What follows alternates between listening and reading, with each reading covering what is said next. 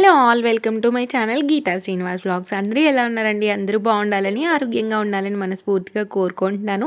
Day 15లో నా wait ఎంత ఉన్నాను, అలాగే ఏం డైట్ తీసుకున్నాను అనేది అయితే మీతో షేర్ చేసుకోబోతున్నాను. సో వీడియో ఎక్కడ స్కిప్ చేయకుండా మొత్తం అయితే వాచ్ చేసేయండి. డే 15లో నా వెయిట్ వచ్చేసి 60.40 అండి. టోటల్గా 50 గ్రామ్స్ వెయిట్ లాస్ అయ్యాననమాట. డే 14 నుంచి 15కి వచ్చేసరికి. అయితే ఫాస్ట్‌గా ఏం వెయిట్ లాస్ అవ్వట్లేదండి. స్లోగానే అవుతున్నాను. అంటే ఎలా పెరిగానో అలాగే తగ్గుదాము. అంత ఫాస్ట్‌గా తగ్గినా మళ్ళీ వెంటనే ఫాస్ట్‌గా వెయిట్ గెయిన్ అవుతామనమాట.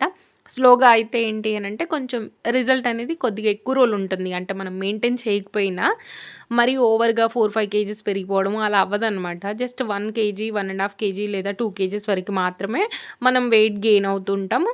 మళ్ళీ వెయిట్ లాస్ అవుతూ ఉంటామనమాట. ఇప్పుడు వరకైతే నేను ఎప్పుడు వెయిట్ లాస్ జర్నీ చేసినా గానియండి, అసలకి మెయింటైన్ చేయలేదనమాట. ఇంక ఈసారైతే కొద్దిగా స్లోగా చేసి ఇప్పుడల్లా ఊరెళ్ళే పనేం లేదు కాబట్టి మెయింటైన్ చేసుకుంటూ ఉందాము అనైతే అనుకుంటున్నాను.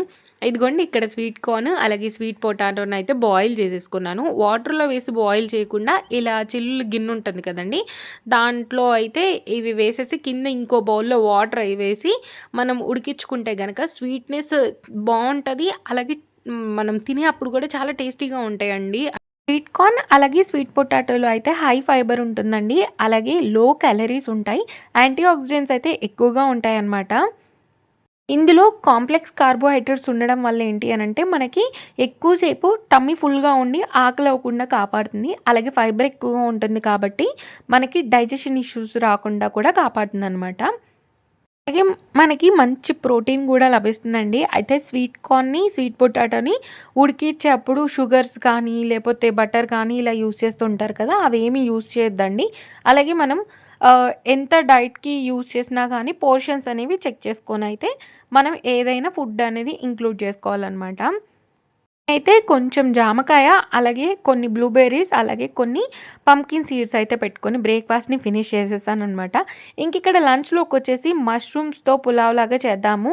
1 పాట్ మీల్ అని జెప్పేసి ఇక్కడ అన్నీ శుభ్రంగా వాష్ చేసుకొని, కటింగ్ జేసుకొని పెట్టేసుకున్నానండి. ఇక్కడైతే కుక్కర్‌లోకి కొద్దిగా ఆయిల్ యాడ్ చేసుకొని బిర్యానీ స్పైసెస్ అయితే వేసుకుంటున్నాను. బిర్యానీ స్పైసెస్‌లోకొచ్చేసి షాజీరా అలాగే యాలకులు, లవంగాలు, బిర్యానీ ఆకు, స్టార్ ఫ్లవరు, జాజి పువ్వు, అలాగే దాల్చిన చెక్క ఇవైతే వేసుకొని కొంచెం చిటపటలాడిన తర్వాత పొడుగ్గా కట్ చేసి పెట్టుకున్న ఆనియన్స్ అయితే యాడ్ చేసుకుంటున్నాను. అయితే ఎలాగో బ్రౌన్ రైస్ కానీ, రెడ్ రైస్ కానీ వాడట్లేదు కదా అని చెప్పేసి బాస్మతి రైస్ అయితే యూజ్ చేస్తున్నానండి. అంటే వైట్ రైస్ ఏంటంటే త్వరగా డైజెషన్ అయిపోతుంది. ఈ బాస్మతి రైస్ కానీ, బ్రౌన్ రైస్ కానీ, రెడ్ రైస్ కానీ ఏంటంటే స్లోగా డైజెషన్ అవుతుంది కాబట్టి ఎక్కువసేపు మనకు ఆకలి అవ్వకుండా ఉంటుంది. అలాగే మన షుగర్ స్పైక్స్ అనేవి పెరగకుండా కాపాడుతుందనమాట. ఇదిగోండి ఇక్కడైతే కుక్కర్‌లో నేను ఆనియన్స్ ఫ్రై అవ్వడానికి పెట్టేసాను. తర్వాత ఇంకా మార్నింగ్ తెచ్చిన పాలైతే అలాగే ఉన్నాయన్నమాట. వాటిని గూడా వేడి చేయడానికైతే బౌల్‌లోకి పోసేసుకున్నాను. ఈరోజైతే మంచిగా సాంగ్స్ వింటూ వంట చేస్తున్నాననమాట. సాంగ్స్ వినడం అంటే ఎక్కువ సాంగ్స్ ఏమి విననండి. ఒక 4, 5 వరకు బానే వింటాను మంచిగా సౌండ్ పెట్టుకొని. తర్వాత ఇంకెక్కువ అయితే వినలేననమాట. అంటే వినను అంతే. ఒక 4, 5 మాత్రమే మంచిగా వింటాను. కొంచెం వాకింగ్ అయితే చేస్తున్నానండి. ఖచ్చితంగా 30 మినిట్స్ అయితే వాకింగ్ చేసేలాగా చూసుకుంటున్నాను. ఇప్పుడు ఇంకా మొబైలే యూజ్ చేస్తున్నానండి. వాచ్ అయితే జస్ట్ పెట్టుకుంటున్నాను అంతేగాని వాచ్‌లో అయితే నేను స్టెప్స్‌ని కౌంట్ చేయట్లేదు.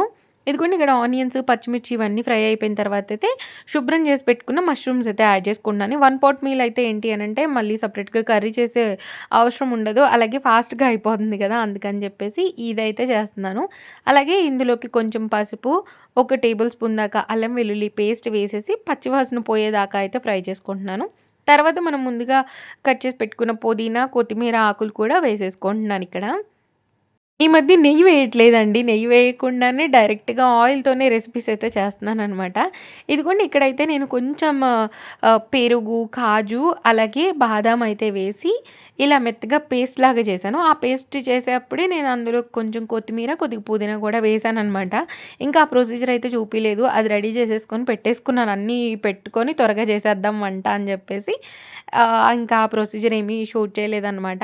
ఇదిగోండి ఇక్కడ మష్రూమ్స్‌లో వాటర్ ఆల్మోస్ట్ అయిపోతాయి అన్నప్పుడైతే ఇంకా రైస్ అయితే యాడ్ చేసుకొని, ఇక్కడ నేను 1 ½ గ్లాస్ తీసుకుంటే డబల్ అండి. 3 గ్లాసెస్ వాటర్ అనమాట. ఈరోజైతే 1 గ్లాస్ తీసుకున్నాను కాబట్టి 2 గ్లాసెస్ వాటర్ అయితే యాడ్ చేసుకుంటున్నాను. రెసిపీ అయితే చాలా బాగా కుదిరిందండి. భలే ఉందనమాట టేస్ట్ అయితే. ఈ మధ్య అయితే ఎక్కువ శాతం వన్ పాట్ మీల్సే చేస్తున్నానండి ఇంట్లో అయితే. అంటే కర్రీస్ కంటే కూడా ఇలా వన్ పాట్ మీల్ తినడానికి ఇష్టపడుతున్నారనమాట. అందుకని చెప్పేసి వారంలో ఖచ్చితంగా ఒక 3 డేస్ అయితే ఇలా వన్ పాట్ మీలే ఉంటుంది ఇంట్లో అయితే.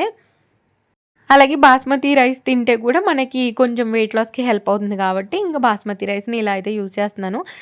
మష్రూమ్స్‌లో అయితే లో క్యాలరీస్, హై న్యూట్రియంట్స్ ఉంటాయండి. అలాగే ఇందులో బీ2, బీ3, బీ5 కూడా మనకి బాగా లభిస్తుంది.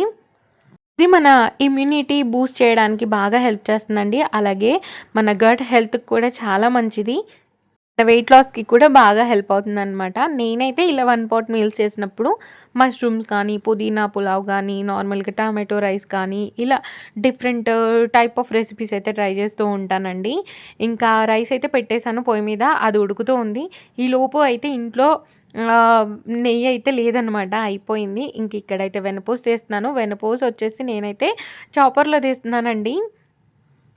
చాపర్‌లో వేసేసి ఒక 2 మినిట్స్ బటన్ ప్రెస్ చేసామంటే చాలండి. మనకి వెన్నపూస అయితే సెపరేట్ అయిపోతుందనమాట మీగడలో నుంచి.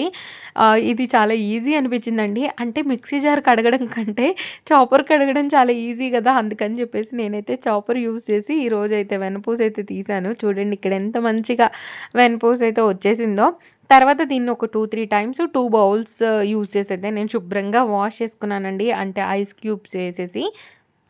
నాకేంటో ఈరోజు ఎంతైతే మీగడ వేశానో, అంత వెన్నపూసొచ్చిన ఫీలింగొచ్చిందండి ఈరోజు. ఇదిగోండి ఇక్కడ శుభ్రంగా మొత్తం వాష్ చేసేసుకొని, ఒక చిన్న క్యూబ్ అయితే పక్కన పెట్టుకున్నాను. ఇది అయితే ఎందుకు తీశాను అనేదైతే నెక్స్ట్ వీడియోలో అయితే మీకు షేర్ చేస్తాను. చాలా అంటే చాలా మంచిగా ఉందనమాట రెసిపీ అయితే. ఇంక తర్వాతయితే దీన్ని స్టవ్ మీద పెట్టేసి, నెయ్యి రెడీ అయ్యేంత వరకు బాయిల్ చేసుకుంటానండి. నేనైతే కొంచెం గోల్డెన్ కలర్ వచ్చేదాకా బాయిల్ చేసుకొని, కరివేపాకు రెబ్బలైతే వేసేసి, ఇంకా స్టవ్ కట్టేసుకుంటాను. నెయ్యి రెడీ అయిపోతది. ఇంక ఈలోపు అయితే బిర్యానీ రైస్ కూడా మంచిగా రెడీ అయిందండి. ఇదిగోండి చూడండి. పొడి పొడిగా, మంచిగా టేస్టీగా ఉందనమాట రెసిపీ అయితే. అయితే వాటర్ నేను డబుల్ వేశానండి. అంటే 1కి 2 క్వాంటిటీలోనే వేశాను. యాక్చువల్‌గా అయితే మనకి 1కి 1 ½ అయితే సరిపోతుందనమాట కుక్కర్ అయితే. నేనైతే ఎందుకు అలా వేశానంటే రైస్‌ని నానబెట్టలేదనమాట. అందుకని చెప్పేసి 1కి 2 చొప్పునైతే వేసుకున్నాను వాటర్. అయినా గాని పొడి పొడిలాడుతూనే బాగొచ్చిందండి బిర్యానీ అయితే చాలా బావుంది. ఇంక ఈలోపైతే నెయ్యి కూడా రెడీ అయిపోయిందండి. ఫైనల్‌గా కర్రీ లీవ్స్ అయితే వేసేసి ఒకసారి కలిపేసుకొని స్టవ్ అయితే కట్టేసుకుంటున్నాను. ఈ ప్లేస్‌లో మీరు ఇలాచీ గానీ, లేదు అనంటే తమలపాకు కూడా వేసుకొని నెయ్యి అయితే చేసుకోవచ్చనమాట. నేనైతే ఎప్పుడూ కర్రీ లీవ్సే వేస్తుంటాను. మా అమ్మమ్మ వాళ్ళు కూడా అదే వేసేవాళ్ళనమాట. ఇంకా నాకు అదే ప్రొసీజర్ తెలుసు. ఇంకెప్పుడు తమలపాకు అయితే ట్రై చేయలేదు. నెక్స్ట్ టైమ్ చూసినప్పుడు తమలపాకు అయితే ట్రై చేస్తాను. ఇంక నెయ్యి అయితే పక్కన పెట్టేసానండి. ఈరోజు అసలు నెయ్యి యూజ్ చేయకపోయినా ఎంత అంటే అంత వచ్చిందండి బిర్యానీ. ఒక కప్పుతో కప్పయితే తీసుకొని, ఇక్కడ నేనైతే రైతా వేసుకుంటున్నానండి. రైతాకొచ్చేసి జస్ట్ సింపుల్‌గా ఆనియన్స్, అలాగే పెరుగు, కొంచెం సాల్ట్ ఇంతే అండి నేనైతే రైతా చేసుకునేది. ఒక్కొక్కసారి క్యారెట్ తురుము, అలాగే కీరా తురుము కూడా యాడ్ చేస్తూ ఉంటాను. ఇప్పుడైతే అవేమీ వేయలేదండి. జస్ట్ ఇలా చేసేసి సింపుల్‌గా ఆహ్, లంచ్ అయితే రెడీ చేసుకున్నాననమాట. ఇదొచ్చేసి ఇంక ఈ రోజుకి నా లంచ్. చేసిన తర్వాత డిన్నర్‌కి స్మూతీ అయితే ప్లాన్ చేసుకున్నానండి. ఇంకా స్మూతీకి డ్రై ఫ్రూట్స్ యూజ్ చేస్తాను కాబట్టి అవైతే నానబెట్టుకుంటున్నాను. ఇక్కడైతే బాదం ఒక బౌల్‌లోకి నానబెట్టుకుంటున్నాను. తర్వాత ఒక 3 కాజు అనమాట. అంటే ఏమంటారు ఒలిచిపెట్టిన కాజు. అలాగే ఒక 6, 7 పిస్తా, ఒక టేబుల్ స్పూన్ దాకా మెలన్ సీడ్స్, అలాగే ఒక టేబుల్ స్పూన్ దాకా పంకిన్ సీడ్స్, అలాగే ఒక టేబుల్ స్పూన్ దాకా సన్‌ఫ్లవర్ సీడ్స్, అలాగే ఒక ఆప్రికాట్ అయితే యూజ్ చేస్తున్నానండి. అయితే నా దగ్గర ఉన్నాయి. కాపోతే నేను ఒకటే వేసుకుందామని చెప్పేసి ఒకటే అయితే వేసుకుంటున్నాను. తర్వాత 2 లైన్ డేట్స్‌నైతే సీడ్ రిమూవ్ చేసైతే యాడ్ చేసుకుంటున్నానండి. ఇవి సాఫ్ట్ లైన్ డేట్స్ ఉంటాయి కదా! అవైతే యాడ్ చేసుకుంటున్నాను స్వీట్‌నెస్ కోసము. తర్వాత ఒక 2 టేబుల్ స్పూన్స్ దాకా అయితే చియా సీడ్స్ యాడ్ చేసుకుంటున్నానండి. ఇవి తీసుకోవడం వల్ల మన వెయిట్ లాస్‌కి హెల్ప్ అవుతుంది. అలాగే మన హెయిర్ గ్రోత్‌కి కూడా హెల్ప్ అవుతుందండి. ఇక్కడైతే 2 వాల్‌నట్స్ కూడా యాడ్ చేసుకున్నాను. కొంతమంది హెయిర్ లాస్ అవుతుంది అని అనుకుంటారు కదా! మీరు ఇలాంటి స్మూతీస్ ఇంక్లూడ్ చేసుకోండండి. వెయిట్ లాస్ జర్నీ చేసినప్పుడు గానీ, నార్మల్ డేస్‌లో గానీ ఇవి ఇంక్లూడ్ చేసుకుంటే మీకు హెయిర్ గ్రోత్‌కి కూడా బాగా హెల్ప్ చేస్తుందనమాట. ఇంక వీటినైతే నానబెట్టేసి కాసేపు అలా పడుకొని ఈవినింగ్ లేసిన తర్వాత నేనైతే స్మూతీ చేసుకుంటున్నాను. స్మూతీలోకొచ్చేసి బనానా, యాపిల్ అలాగే కొంచెం ఒక గ్లాస్ పాలు అయితే యూజ్ చేసి స్మూతీ అయితే చేసుకుంటున్నానండి. యాక్చువల్‌గా వీడియో రికార్డింగ్ పెట్టాను. వీడియో ఎందుకు రికార్డ్ అవ్వలేదో తెలీదు. నేను తీసుకున్న క్లిప్పింగ్స్ మాత్రం ఉన్నాయన్నమాట. అవే యాడ్ చేసి ఇంకా వీడియో అయితే ఎడిట్ చేస్తున్నాను. హోప్ మీకు ఈరోజు వ్లాగ్ నచ్చిందనుకుంటున్నాను. నచ్చితే లైక్, షేర్, కామెంట్‌తో పాటు సబ్స్క్రైబ్ చేసుకొని పక్కనున్న బెల్ రింగ్ చేయడం మాత్రం మర్చిపోకండి.